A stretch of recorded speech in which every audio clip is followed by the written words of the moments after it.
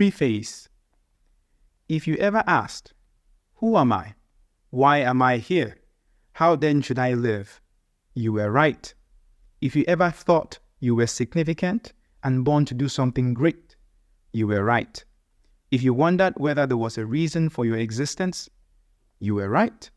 If you ever had an inspired dream, vision, or mission and wondered what to do about it and how to go about it, you were right.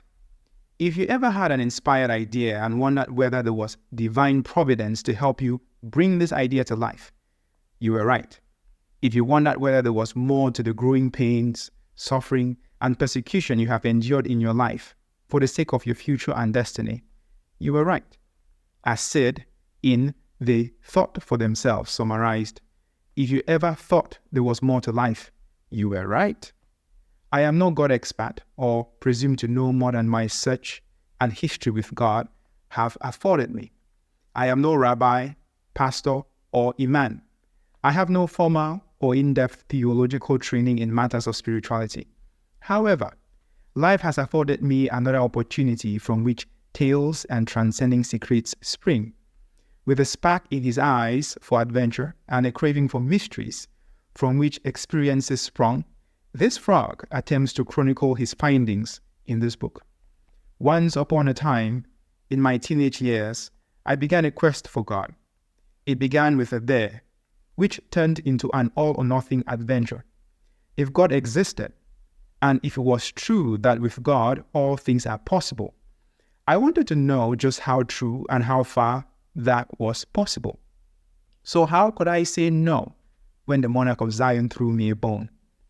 How could I turn down an invitation to discover what was possible, while at the same time discovering who I was, what I was made of, and how far the assembly of heaven was willing to go to help a human being find and then fulfill his God-given mission on the earth? The quest for meaning may have been the catalyst in this ongoing experiment.